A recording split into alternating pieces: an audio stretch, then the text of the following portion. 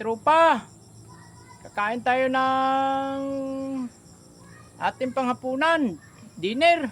Oh, gulay-gulay lang at saka mayroon tayong ilang pirasong tuyo. Itong bumubuhay sa akin, tuyo-tuyo. Dito rin ang tubig ko na galing puso. Ilalagay ko sa bote ng coke.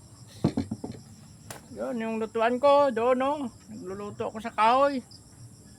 Pero pasalamat pa rin ako sa Diyos dahil sa araw-araw na buhay ko, nakakakain pa ako. Nabubuhay pa tayo. Lagi tayong manalangin at magpasalamat. Kung kayo masarap kinakain mo, lalo kayo magpasalamat sa Diyos. Na swerte kayo. Yan na mga katropa, itong pagkain natin.